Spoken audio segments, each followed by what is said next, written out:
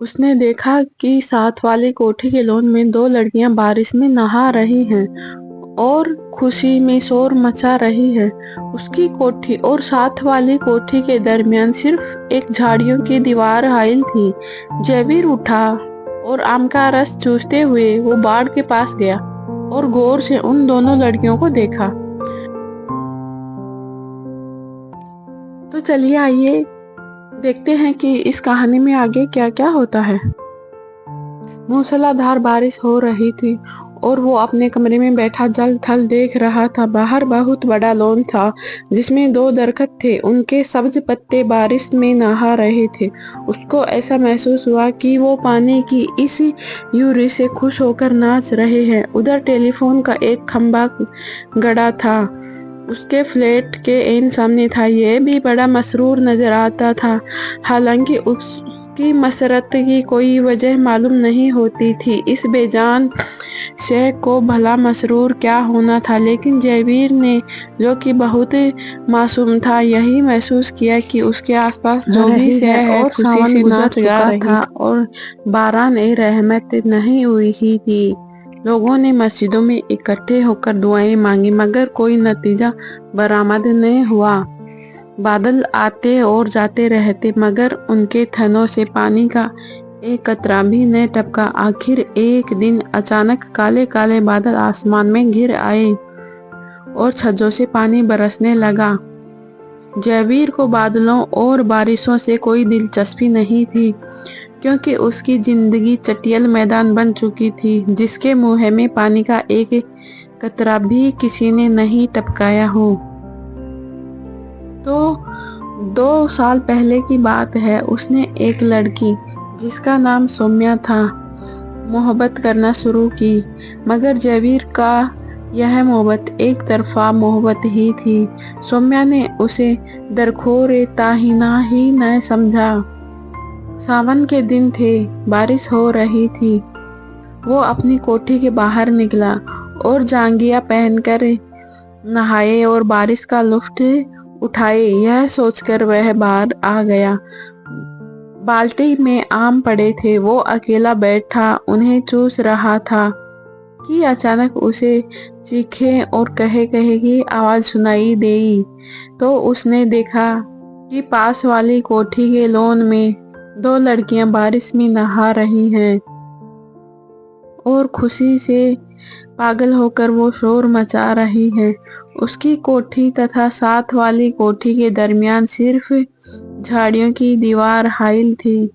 जयवीर उठा और आम का रस चूसते हुए वो बाड़ के पास गया और गौर से उन दोनों लड़कियों को देखा।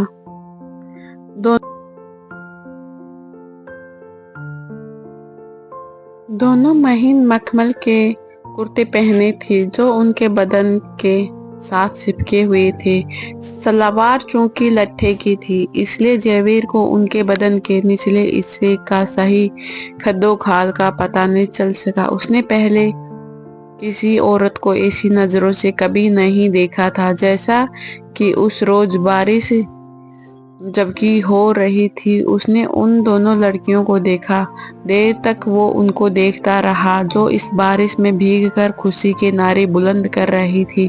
जयवीर ने उनको पहले कभी नहीं देखा था, इसलिए वो तबन कुछ इस किस्म का लड़का था कि वो किसी लड़की को बुरी नजरों से देखना गुनाह समझता था। मगर उस रोज उसने बड़ी ललचाई नजरों से उनको देखा ही नहीं, बल्कि उनके गीले बदन में अंगारा बनकर बरमे की तरह छेद करता रहा।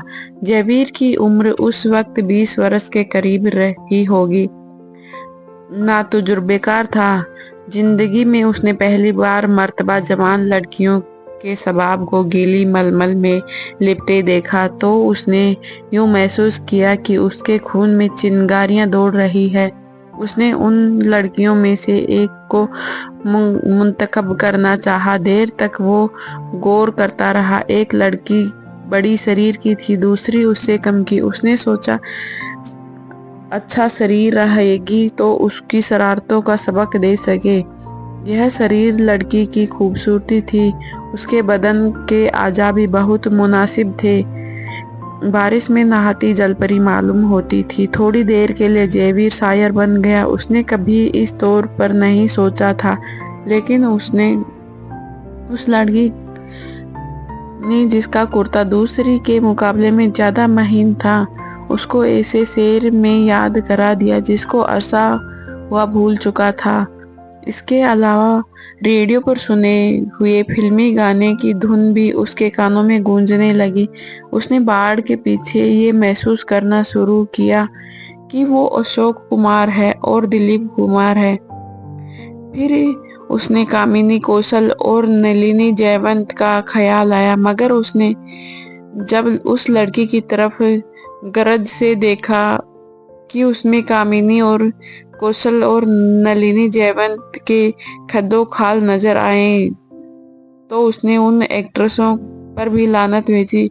वो उससे कहीं ज्यादा हसीन थी।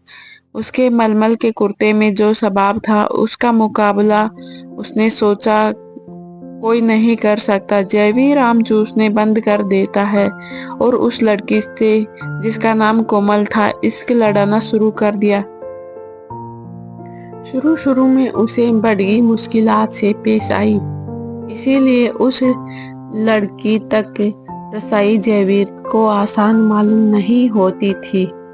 फिर भी उसने अपने वालिदैन का भी डर था। इसके अलावा उसे यह भी यकीन था कि वो उसे मुल्तफिक होगी या नहीं। फिर भी उसने कोशिश जारी रखी। बहुत देर तक वो उन्हीं उलझनों में गिरफ्तार रहा। रातें जागता, झाड़ियों की पस्त कद झाड़ के पास जाता, मगर वो नजर नहीं आता। वह घंटों वहां खड़ा रहता और वो बारिश वाला मंजर जो उसने देखा था आंखें बंद करके जेहन में दुहारता रहता था, लेकिन फिर भी वो वहां नहीं आती थी।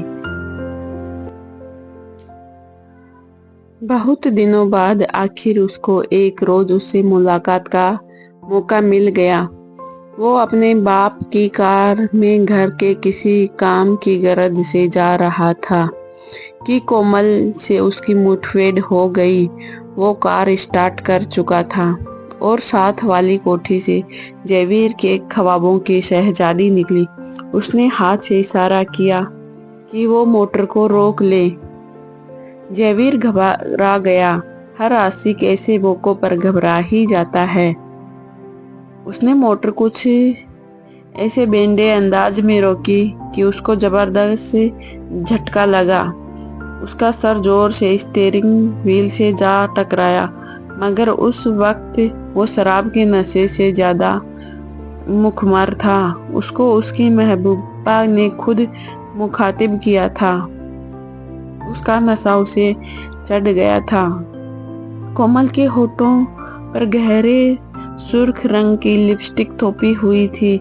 उसने सुर्ख मुस्कुराहट से कहा, माफ फरमाइएगा मैंने आपको तकलीफ दी। बारिश हो रही है और तांगा इस रास्ते से जाना मुश्किल है। यह दूर दराज जाकर मिलता है और मुझे जरूरी काम से जाना था। आप मेरे हमसाये हैं, इसलिए आपको ये जहमत दी।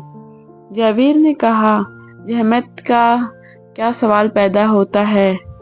मैं तो उसकी जबान उस समय लड़खड़ा गई। आपसे मेरा तारुफ तो नहीं, लेकिन आपको एक बार देखा था। कोमल ने अपनी सुर्ख मुस्कुराहटों के साथ कार में बैठ गई और उसने जयवीर से पूछा कि आपने मुझे कब देखा था। जयवीर ने जवाब दिया कि आपकी कोठी के लॉन में। इतना कहते कहते वह चुप हो गया। जब आप और आपके साथ एक और लड़की बारिश में नहा रही थी। यह सुन कोमल ने अपने गहरे सुर्ख लबों में से चीखनुमा आवाज निकाली, हाय आप देख रहे थे। ये गुस्ताखी मैंने जरूर की, इसलिए माफी चाहता हूँ, जयवीर ने बोला।